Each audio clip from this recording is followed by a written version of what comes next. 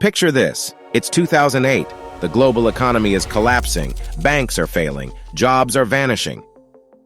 Meanwhile, Michael Jackson, the king of pop, is drowning in $500 million of debt. Why? Because he spent years buying everything from exotic animals to a $17 million crystal-covered Rolls-Royce for his Neverland ranch. When the recession hit, his lavish lifestyle left him financially exposed. Tours got canceled, deals fell through, and creditors circled. His story isn't just about fame. It's a brutal lesson in how some financial blunders can wipe you out in a recession, and these mistakes aren't just errors, they're financial grenades. Crazy, right? Michael's downfall wasn't just bad luck, it was a lack of planning. And guess what? You don't need a crystal-covered car to learn from this. If you want to dodge these traps, stick around. We're breaking down 9 mistakes that could erase your savings overnight. Oh, and if you're new here, hit subscribe. Because let's face it, your future self doesn't want to end up selling Beatles catalogs to pay bills. All right, let's start with the first mistakes that can wipe you out in a recession. The I'll worry about it later mindset. We've all been there. You get a bonus, a tax refund, or a YouTube check, more on that later. And instead of saving, you think, I'll handle it next month. But here's the irony. Economic downturns don't send a calendar invite. They crash the party unannounced. Take the panic of 1819, America's first major recession. Back then, people bought land on credit, assuming prices would rise forever. Spoiler alert, they didn't. When the bubble burst, farmers lost everything, including their prized raccoon tail hats. Yes, that was a flex. Fast forward to today, and the script hasn't changed much. We're still swiping credit cards for Pelotons and Airbnbs, thinking, I'll pay it off eventually. But eventually is a luxury recessions don't grant. Procrastination with money is like ignoring a check engine light. Eventually, the car stops. And when it does, you're stuck on the side of the road with a tow truck driver charging $200 an hour. You may be wondering how to avoid these financial pitfalls. Starts with ditching the later mindset. Build that emergency fund, even if it's $20 a week. Trim subscriptions you forgot you had. Looking at you, Disney+. Cancel the raccoon tail hat membership. Small steps today prevent big regrets tomorrow. Still not convinced? Let's talk about the Great Depression. Families who saved just 5% of their income survived the crash. Those who didn't? They became cautionary tales in history books. Your future self will thank you for being boring now. Moving forward, let's uncover the next critical mistake that could derail your financial journey and that you absolutely must avoid. Overconfidence in stable income. Avoiding economic downturns means questioning stability. Remember Blockbuster? Their CEO once laughed at Netflix. By 2010, Blockbuster was bankrupt, and Netflix was, well, Netflix. Here's the trap. Assuming your job, side hustle, or YouTube channel is untouchable.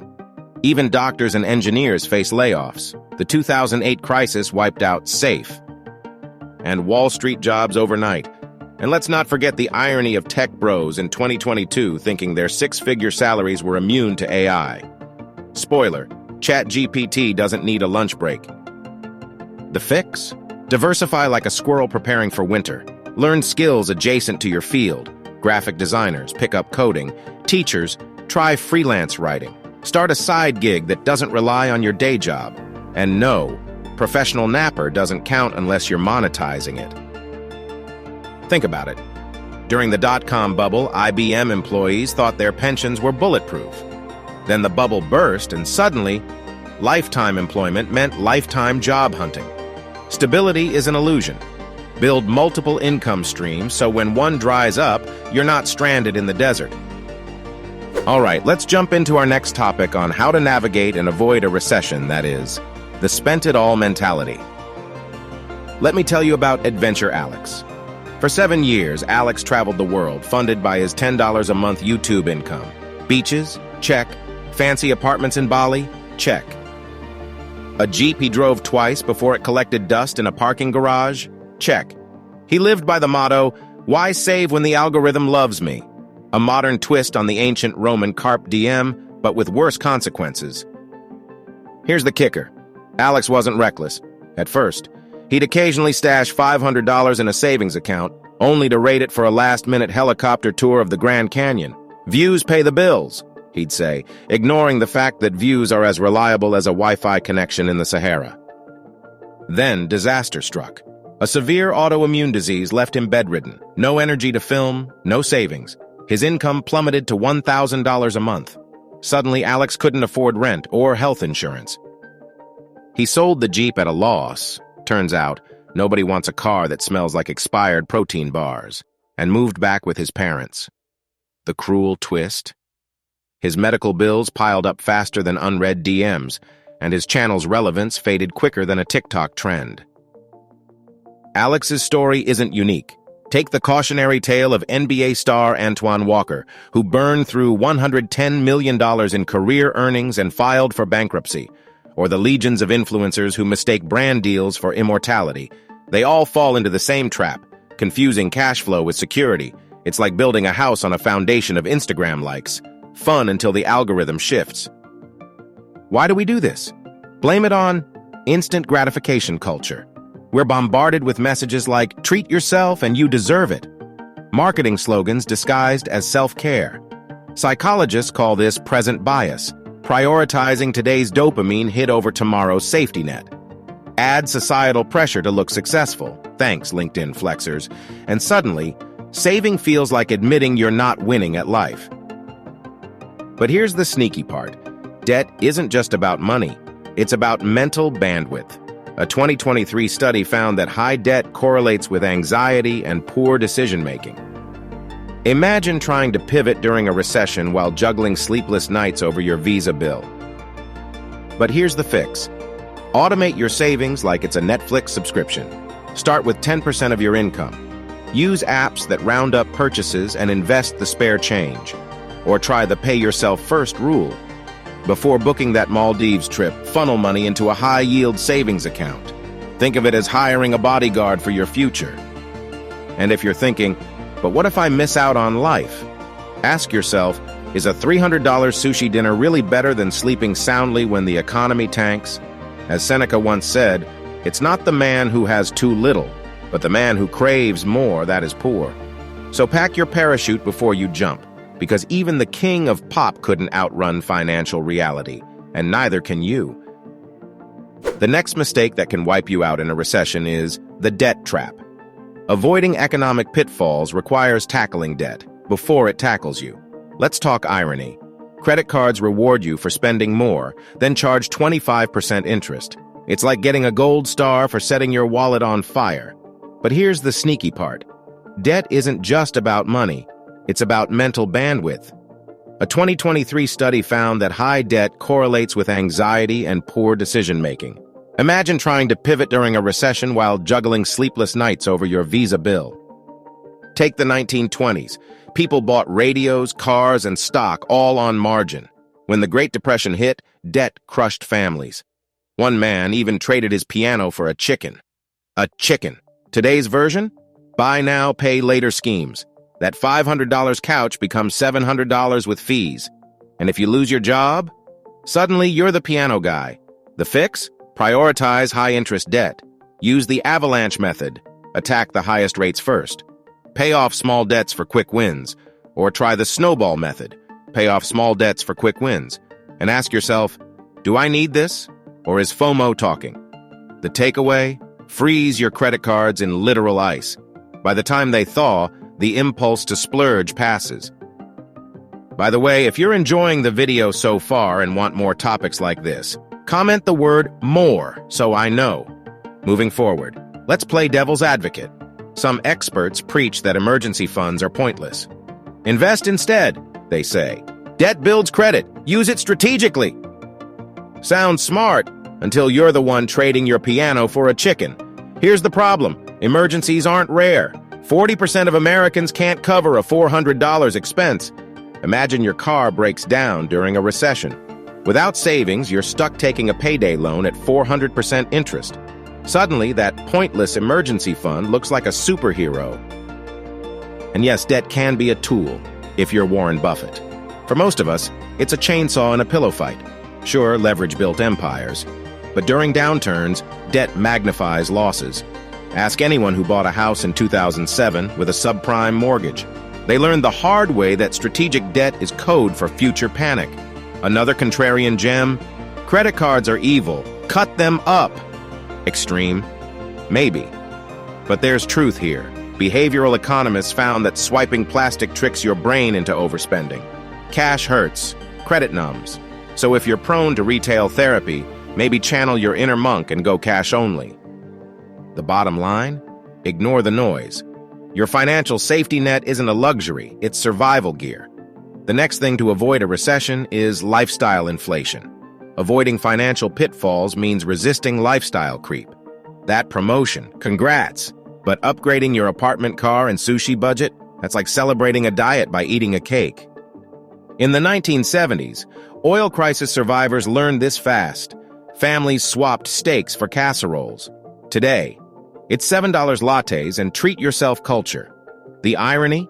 The more you inflate your lifestyle, the harder you fall when the bubble bursts. Take NBA players. 60% go broke within 5 years of retiring. Why? Lamborghinis don't pay the bills when the checks stop. But let's dig deeper. Lifestyle inflation isn't just about money. It's about identity. Social media has turned everyday life into a competition. Your neighbor's Bali vacation, your cousin's Tesla.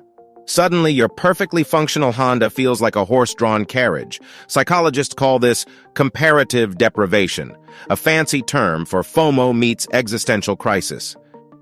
Here's a hack. For every raise, save 50% of the increase. You'll still enjoy the upgrade, but with a cushion. Think of it as building a financial airbag. And if you're feeling brave, try the 30-day rule. Wait a month before buying that $300 noise-canceling headset. Odds are, the impulse fades faster than your New Year's resolution to journal daily. Still tempted? Remember the Gilded Age tycoons. They built mansions with 50 rooms, then died alone in them. Extravagance doesn't buy happiness. It buys stress. As comedian Hassan Minhaj joked, rich people don't get rich by acting rich. The next mistake that can wipe you out in a recession is the all-in investor.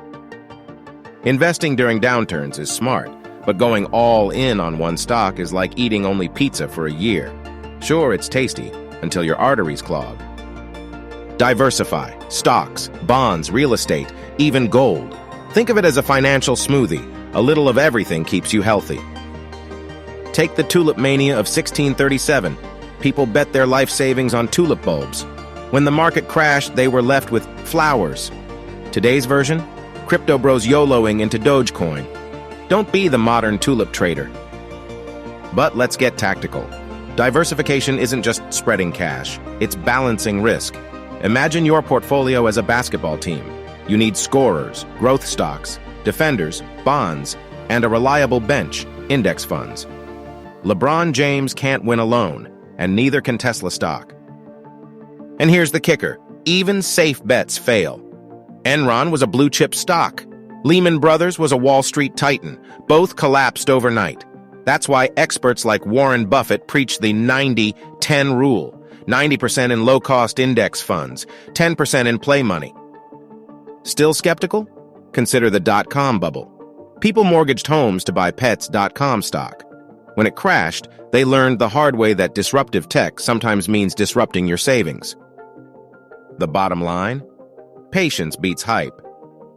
As investor Peter Lynch said, the stock market is a device to transfer money from the impatient to the patient. So, mix your investments, ignore TikTok traders, and let time do the heavy lifting. Moving on to the next mistake you must avoid: ignoring insurance. Avoiding economic downturns means ensuring your safety nets. Health, disability, life, it's boring until you need it. In 1906, an earthquake destroyed San Francisco. Only 3% had insurance. The rest? They rebuilt with rubble and regret. Fast forward to today, and the stakes haven't changed. Freelancers skipping health insurance to save $300 a month? That's like playing Russian roulette with a Nerf gun until you break a leg filming an extreme yoga video. The bill? $30,000. Insurance isn't a scam, it's a force field. But let's get real. Insurance feels like paying for a parachute you hope to never use. Yet when the plane's going down, you'll beg for that parachute. Take disability insurance. You're 35, healthy, and think, why bother? Then you slip on a banana peel. Yes, it's cliché, but life loves clichés. Suddenly, you're out of work for 6 months. Disability insurance, that's your financial crutch. And life insurance? It's not about you. It's about the people you love.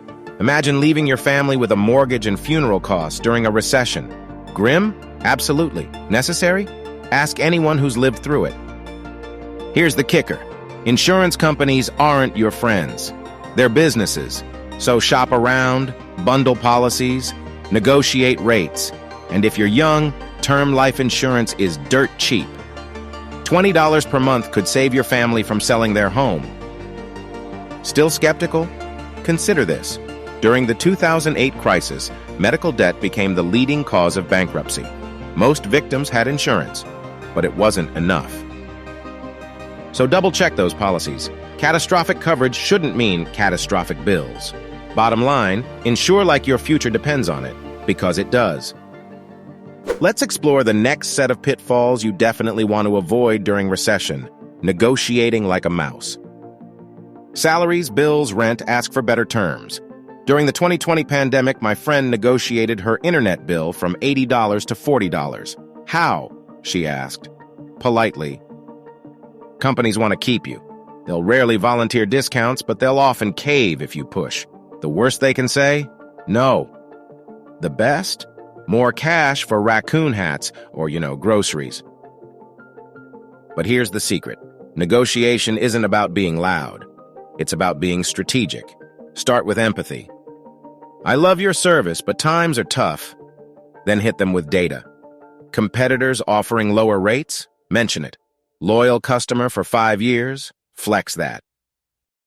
Take a page from the Great Depression.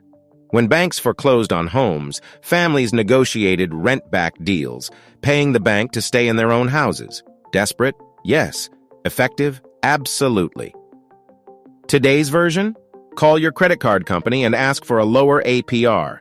Stats show 70% of people who ask get a reduction. Or email your landlord. Could we discuss a temporary rent adjustment? Landlords hate vacancies more than they hate your cat's midnight yowling.